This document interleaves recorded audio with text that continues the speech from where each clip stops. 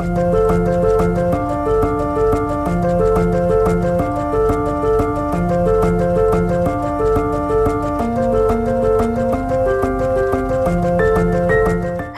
this is Reena Jairam from Humans of Kauai.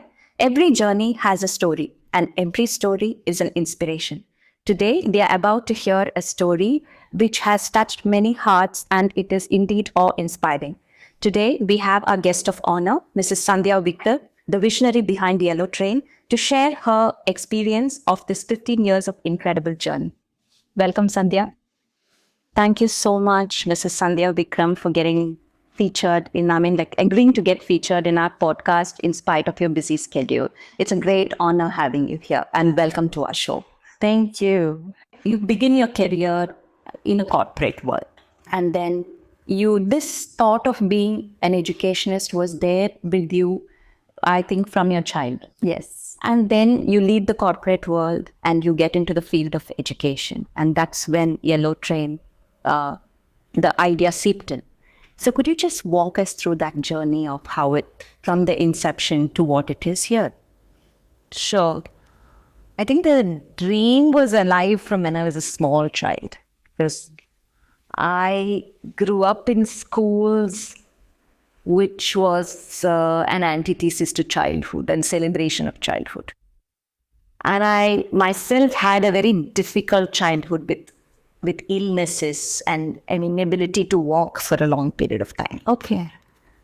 So when I read this book, Toto-chan, for the first time, which is a story of a young girl in Japan, and in a secret school where children of all kinds flourished, and that book spoke to me.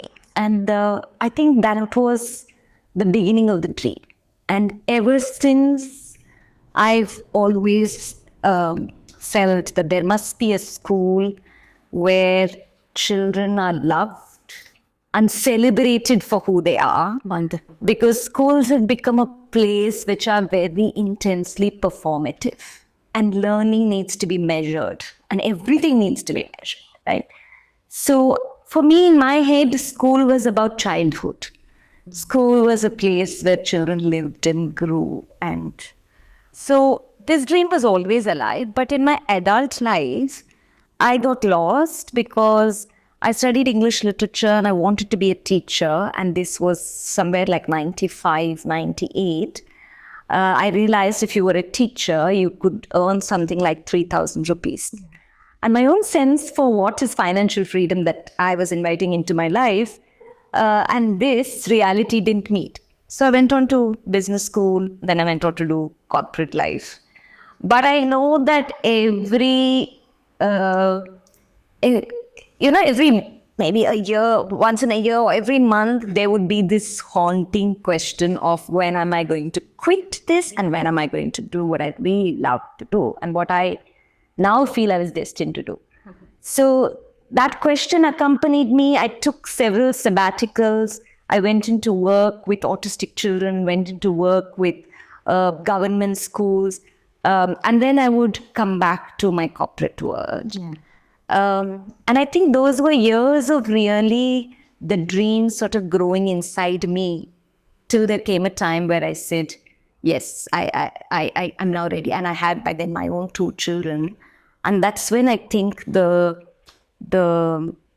need to really birth this became stronger and stronger. And then there came a day 15 years ago that I just came to Coimbatore and began as a small dream. Like, as in any specific emotional connect with Coimbatore? Why Coimbatore? Me and my husband come from Coimbatore. Our roots are in Coimbatore. Okay. And therefore, it felt like Coimbatore would offer us a home to this possibility, better than a Bangalore, which is also like home, could have.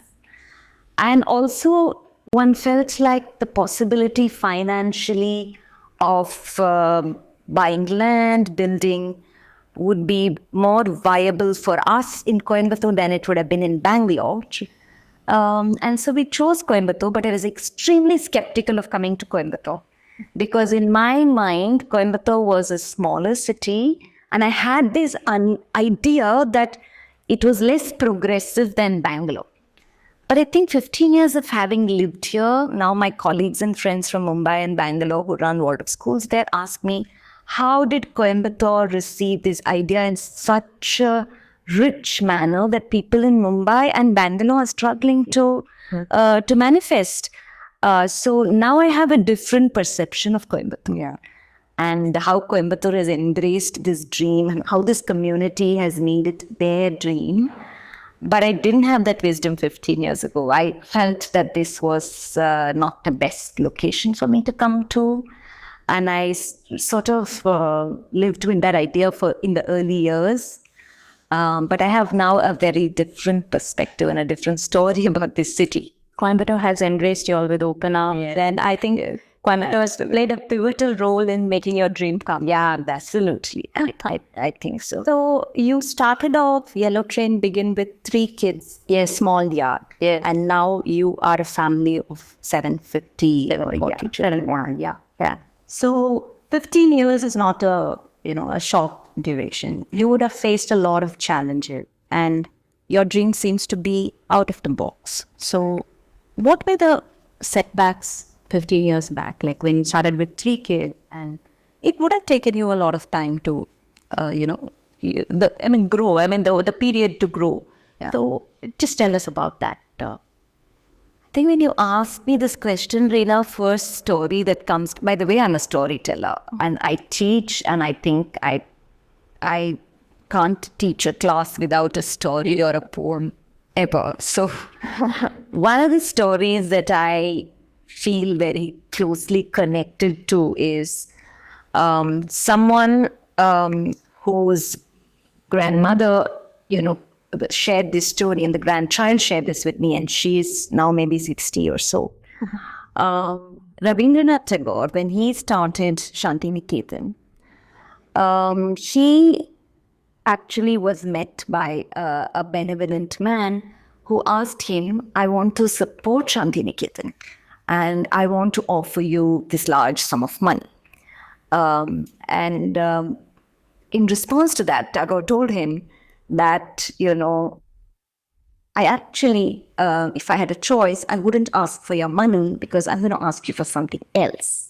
And Tagore knew that this man had a daughter. Okay. And Tagore told him that I want your daughter to go to Shanti Niketan because that's for me a bigger gift than the money that you would offer the school. And for me, that's a very archetypal story. Yeah. Because it's a story of how an idea that is countercultural or an idea that's perhaps ahead of its time or an idea that maybe is very difficult for people to embrace needs, I think, a subscription more than it needs financial and other gifts. So I think one of the earliest, I wouldn't say struggle, earliest places that one needed to work was really how do you articulate your vision so people feel a resonance. And I also recognize that as parents, when there's a radical idea, the first feeling that meets us is fear. True. One feels that there's a security in a traditional schooling that manifested a certain kind of success in the world, a college admission, a job. And a school that questions some of this, questions examination, questions a certain method of teaching, one feels one was gambling with something, right? And there's a lot of fear. So early years, we had to do a lot of conversation with parents, right? In earliest years, it was in kindergarten, we never taught the children how to read and write. There was no letters of the alphabet. There was no numeracy. And people found that unthinkable, Yeah.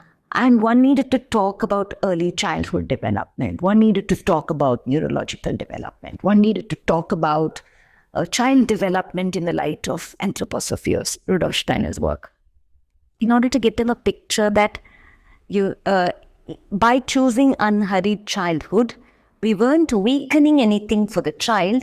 instead, we were actually giving a solid, robust, grounded foundation which every child needed and deserved. Yeah. So that work was in the early years, I think, not easy. Yes, definitely. Yeah.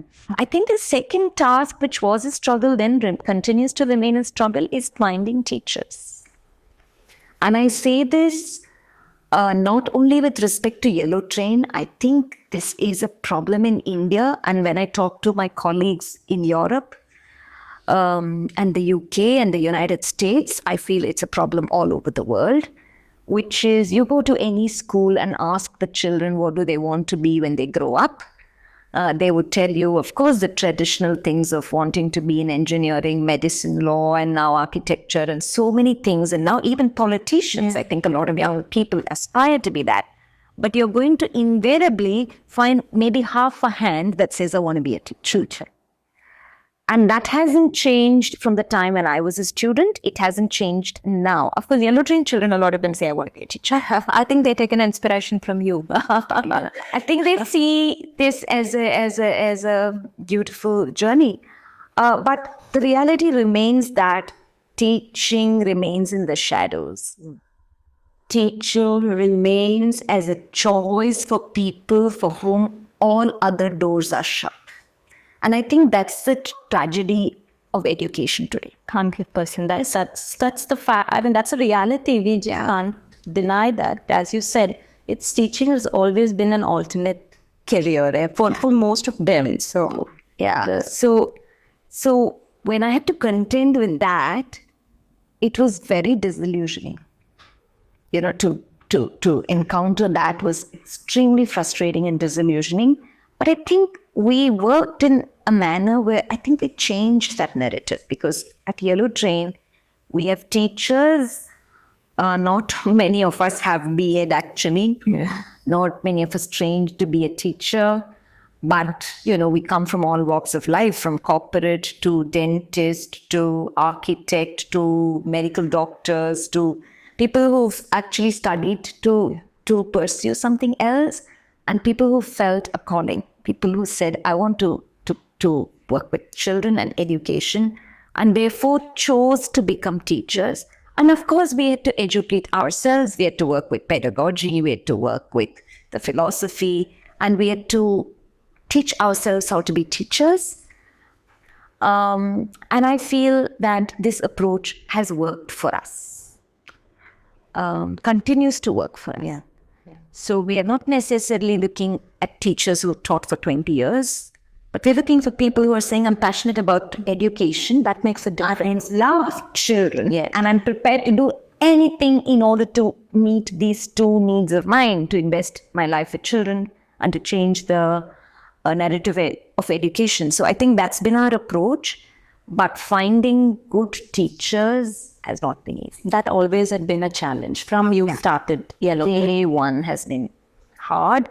I think now we are at a place, because the school is recognized as the top 5-10 alternate schools in the country. We have educators looking for alternate education from other parts of the country, coming to us in search of, this space that nurtures a certain form of education. So it isn't as difficult in the last 5 years, but the first decade, it was a challenge. It was a challenge. Yeah. And apart from these challenges that you face, when you begin to take baby steps of your dream, financially, to get Yellow Train started, you sold your house. And that was a big leap of faith. That was our first seed capital. I mean, that takes a lot of immense guts to do that. So, and your husband was very supportive.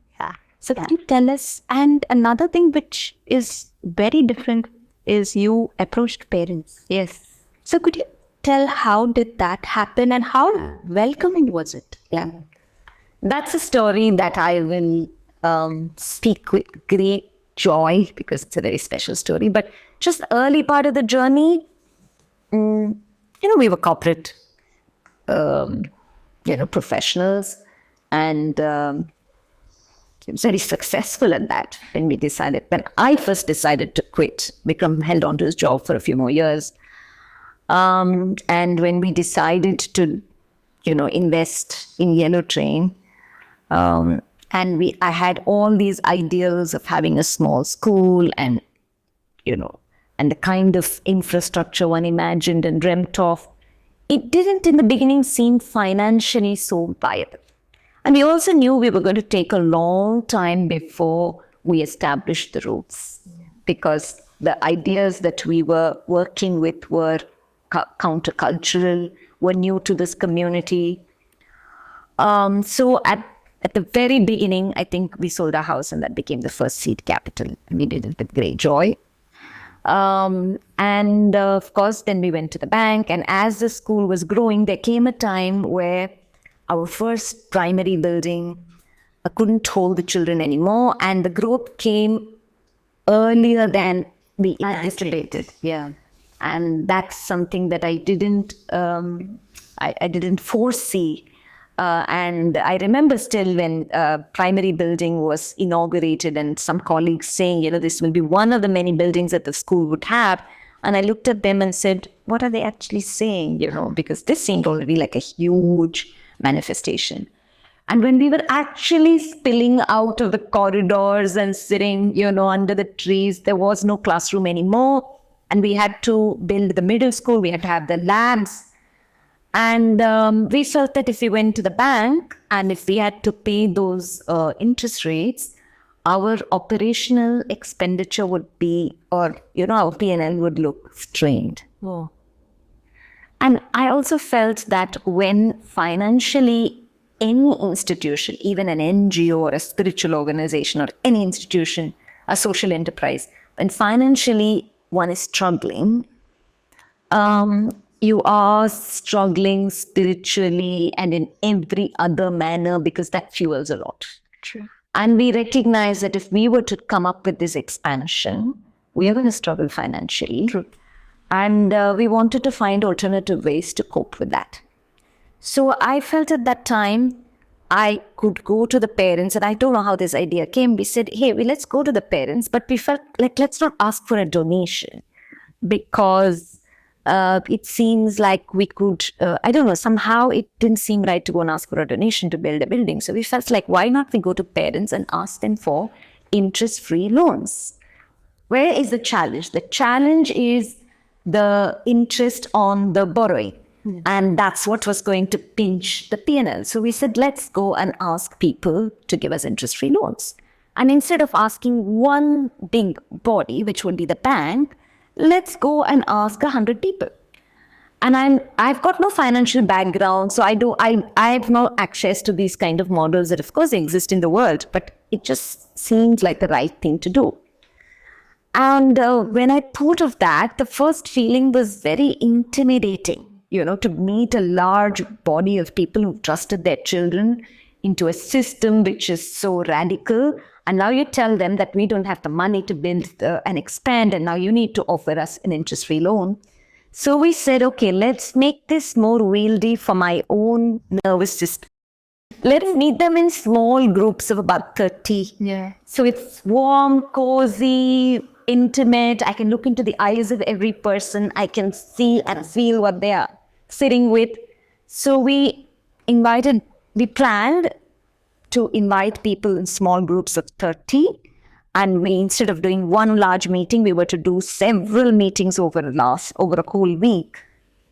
And there was one particular morning that I was going to meet the parents. And I had no idea that previous evening, Narendra Modi addressed the country and presented the demonetization plan. Okay. And I was going to meet the parents next morning at 9 a.m. with my first set of meeting. And I finished the meeting, and there were a few hands up, and they said, maybe it's not the most appropriate question to ask, but will you accept money? Cash. Yeah.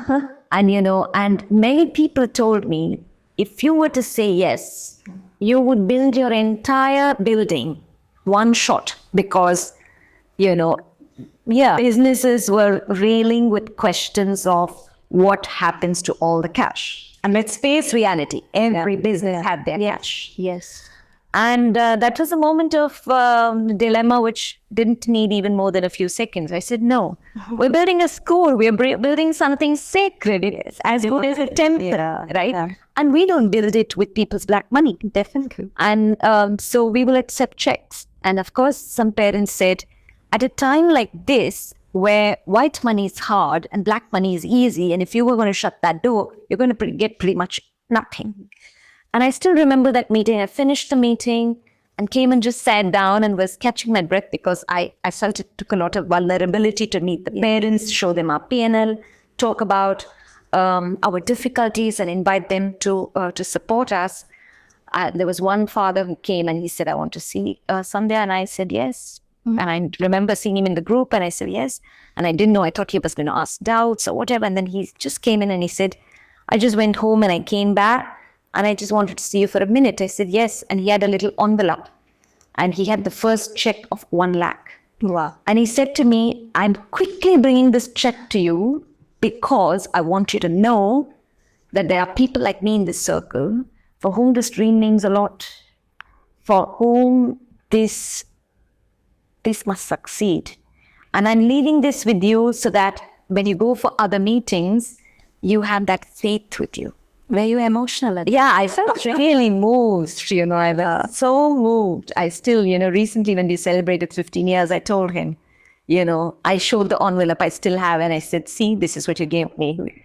And he said, what, really? I said, yeah, acts of kindness. And then in the following days and weeks, we had so many meetings, after which in 3 weeks' time, we had these 180 or 90 envelopes coming back from parents.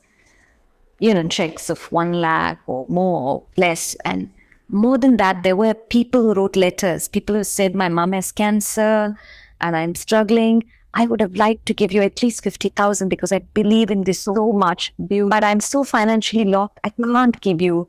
But I still want you to know that our love is with you. So I think that story taught me, of course, how to be vulnerable.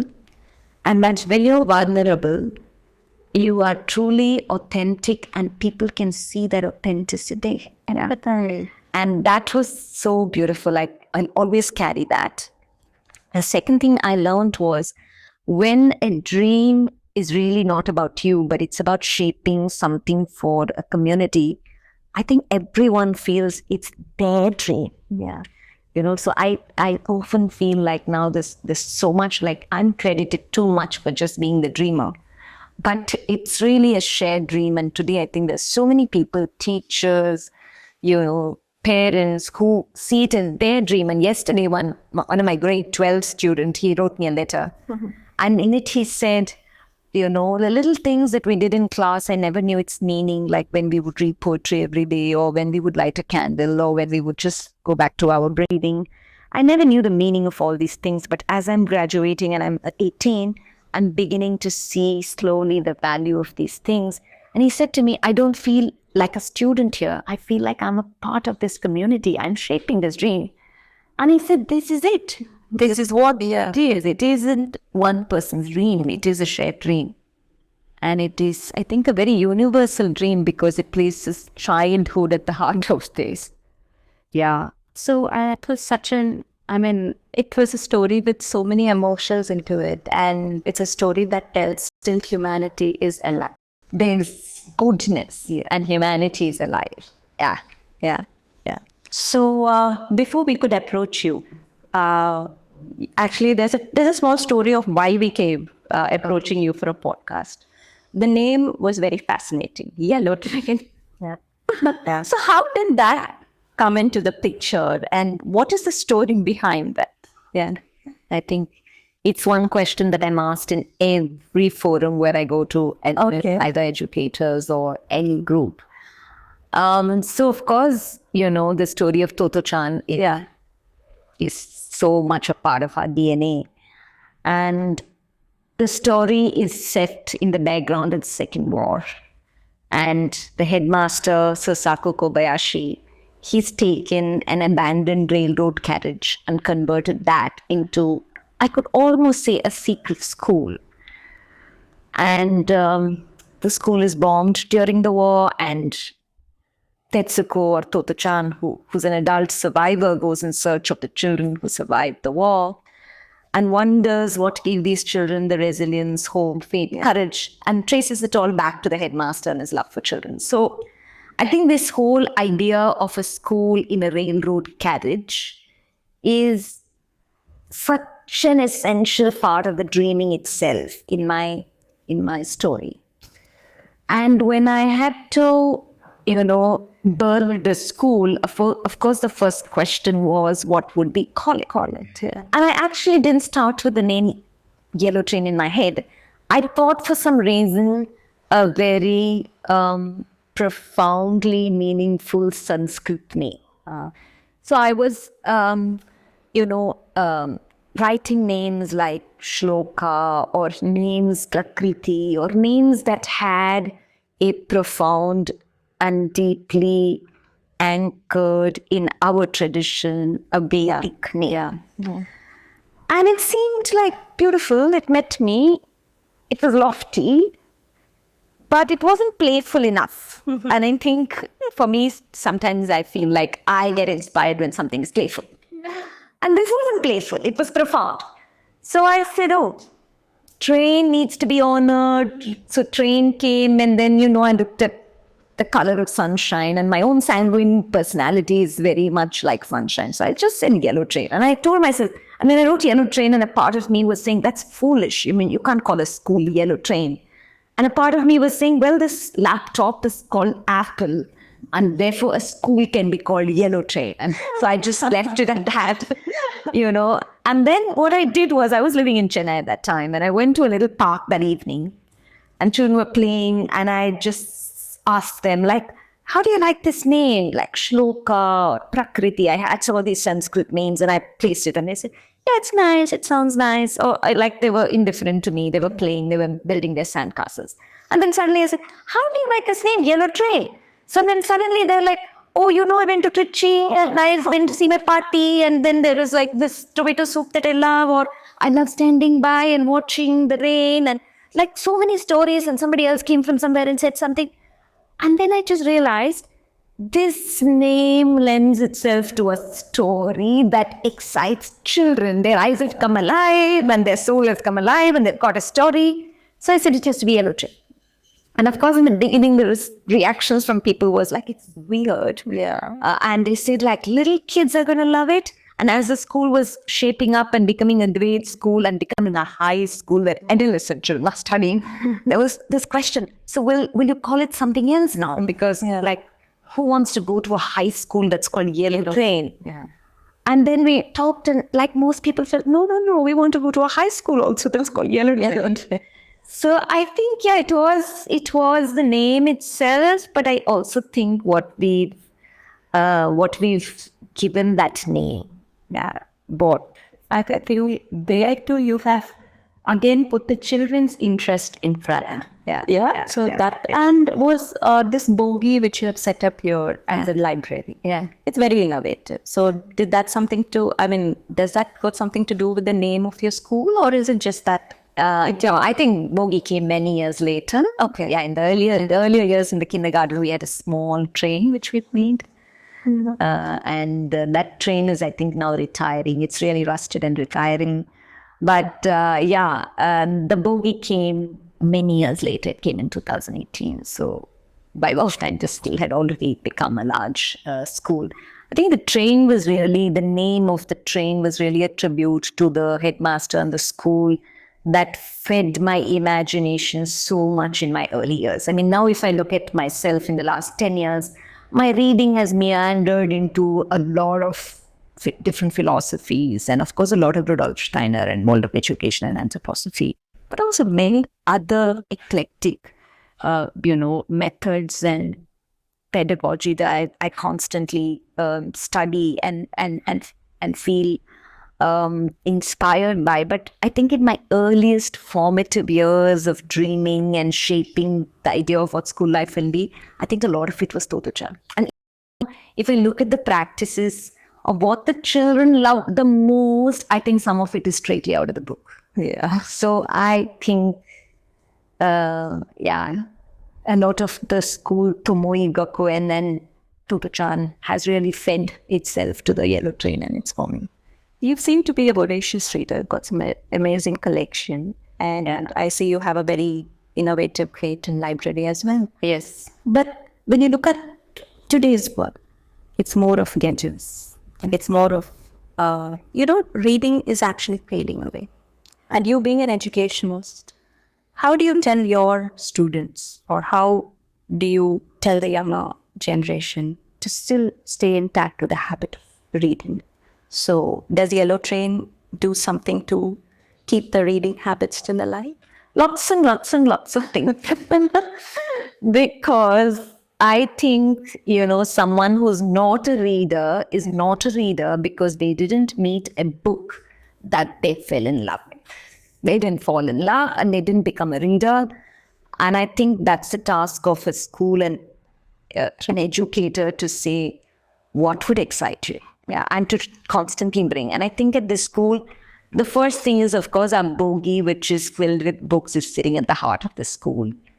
But I think beyond that, as teachers, we are all lovers of books. Yeah.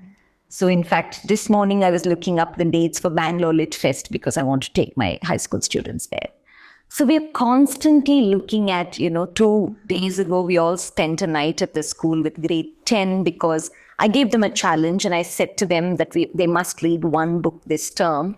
And they surpassed my expectations. And as a whole class, everybody read 2 books in 1 term. And I said, okay, we celebrated and what shall we do? They said, we'd spend a night at the school. So we spent a night at the school. So I think constantly we are looking for ways in which we can thrust a book into the hand of the child. Yes. And I think that starts right from kindergarten, where we bring stories alive for them, early grades. And it has been something that we have never retired from that task of, inviting children into the fold of books time and time and time again. So we bring authors to school. We have books for every month. We have dear time, which means drop everything and read. So there's a time in the period which is dear time where everybody drops everything and just reads. There's, of course, visit to the bogie. So I think, their life is filled with books and readers. So I think that's shaping them. And at the Yellow Train, we don't have this trouble that children aren't reading. Because I think children are reading and they're reading. We used to have something called a reading passport. So you started from one continent and you finished in another continent, and every 100 books or 100 pages you read, you got these many miles and you had to travel some, 62,000 miles, whatever. And then, the children who read the most the school went and set up little libraries in their homes. Wow. And then after some time, we said, hey, why should we do it as competition? We shouldn't. Yeah, why should you compete to read? That was a bad idea. So we said, okay, let's now make it like collectively, everybody together reads 100 books. So I think, whether our methods were pedagogically right or not, I think we find any method and every method that can get our children to read. And that's been very heartwarming because I feel as a teacher, if you've succeeded in getting a child to fall in love with books, half your job is done. They're going to be lifelong learners. They're going to learn anything they want at any time in their lives. And I think that's a gift we must give our children. Definitely, yeah. And you have a curriculum which is very different. Yeah. And you follow the teaching methods, the teaching techniques, which doesn't match the traditional method of learning. Yeah. So, of course, there'll be a lot of challenges, like as in the teachers need to get themselves prepped for the vision which you are expecting. Yeah. So how does Yellow Train stand apart from the other school? Like, just a few words about it. Yeah, inherently, somehow, I'm not so comfortable with comparisons because I feel maybe I can explain pursuit of Yellow Train. What's, I think, important here is the religion of childhood is at the heart of everything we do. I think oftentimes it seems like how else can it be? How else should it be? It's commonsensical. That's what one tends to think, but it's not that. So that's the first thing. The second thing is, I think we study child development. It's part of human development. And you understand some things that are really essence of education, that's constructed on understanding the essence of child. And our curriculum, World of Education especially, works with the child's development. So everything that we do is done in a certain manner because it is founded on the developmental stage of the child. So if a child is learning fractions at a certain age, it's because we understand the child is ready developmentally to work with that. Or if the child is working with fairy tales in grade 1 and we only introduced letters and numeracy and all of that only in grade 1, it's because we feel that in early years they are not ready for any kind of abstract knowledge. So a lot of our curriculum, or right now, for instance, as we are speaking, Naman, the speaker who is actually a criminal lawyer from the High Court, he's met the children and spoken to them for a whole hour and a half. And when I met my grade 12 students and asked them how was the talk, one of the students, she just did this and she said, my gut is churning. He's making me feel uncomfortable. And I said, why are you so uncomfortable? She said, in his own way, he talked about how the constitution, the legal system, the politicians, the bureaucracy, and everything is falling apart. And it looks like I can't even contribute to anything anymore. And I'm uncomfortable with that. And I feel, yes, you have to get uncomfortable with that because reality is so uncomfortable. Yeah. And you don't want to protect the children from feeling uncomfortable. Because when we take children for community service and then they go to a home and when they see that, hey, these children don't have anything here and we have this kind of education. And you can look at the privilege and loss of privilege and this is in the same city, right? And it makes you uncomfortable. And I think in education, you have to make people uncomfortable. True. But of course, in early childhood, you don't want to make the children uncomfortable, right? So sometimes I think World of Education and Yellow Train's work is not easily understood because it looks like, oh, children are just happy. Yeah. Children are just having fun. They love to go to school. I think there's more than that. Yeah. There is a wisdom of what we introduce at what age and why. Yeah. And that is, I think, the compass, which is the development of human being or a child that guides us. And I think that's what differentiates our approach from another approach that says, you have to get this mark in grade 12 in order to get this job, and therefore you need to do this in grade 8, and therefore you need to do this in grade 6, and therefore you need to do something in grade 1. I think that's a more factory-based approach today, which a lot of schools unfortunately are following. Yeah. That is actually something where still parents need to come out of that stereotypical educational system and look at the broader picture. Yes, absolutely. Are you a spiritual person? Yeah, deeply. I think that's like the first identity and that I feel the closest to, which is the spiritual part of me. And how does that impact or come into the environment of Yellow Train? Yeah, I think as teacher body, we are all at some level deeply spiritually anchored. And when I say spirituality, I think it's not religion, because I think religion divides and spirituality unites. So it's really, a bed on which a lot of the work that we teachers do is resting on. And every day in the morning, we all have something called a Sangha. Okay. Where we come together, we meditate, we say a verse, we read a little bit. So that's our anchoring space. So there is a lot of that spiritual essence in what we do with the children. And as far as the children are concerned, I think there's no indoctrination of any idea. And yet they're here and it's like osmosis, right? So they're breathing that in. So I'm imagining that a lot of that is actually going into the children. Now that Yellow Train is being recognized nationally and internationally as well. And that's again, you are bound to set more standards, and that is a kind of a challenge for you because you have to keep giving out something. The expectations are set so high. So looking ahead, is there any new projects or initiatives which Yellow Train is going to undertake, or anything, something interesting coming up? Recently we had this 15 years of Yellow Train gallery, and we had this big, picture of BFG, Roald Dahl's creation, and his dream jar. So we had about 15 dream jars, and we had articulated some dreams, and we'd asked the community and the children to drop the scenes which they would like to see manifest. Wow. And we also had a dream jar where they could drop their dreams. Some of the dreams that came from the community, where a lot of seeds were there. The first one was residential school, and I think constantly people have been asking that.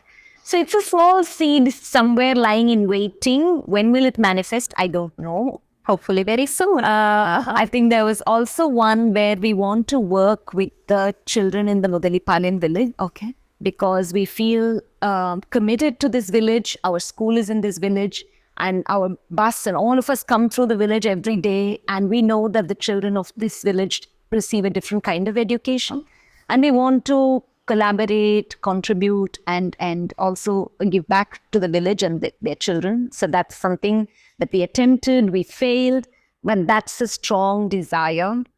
So yeah, and there are small dreams which children have dropped a lot of jars, like bicycles in the farm, and coffee for high schoolers. Okay. So these are all their interests, but I think these are some of the areas that, and a student exchange program for the high schoolers. So these are some of the things that have generated a lot of excitement in the community. So I think the upcoming years we could get all that. I think Yellow Train is planning to implement that. Yeah, I'm imagining slowly. Yeah. So I think from the whole team of HOK are good wishes and good vibes for all of us to be accomplished. Thank you. So now that your school has been showered with so many awards, and you as a person has been, you've got so many awards.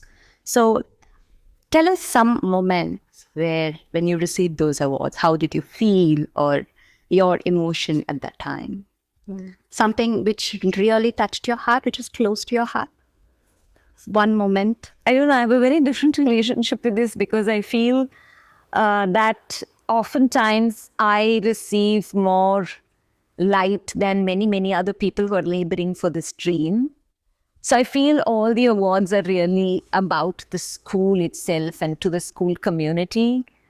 And somehow those spaces are not where I'm very comfortable. So I'm really awkward and trying to hide myself somewhere. I think it's just a personal challenge, maybe.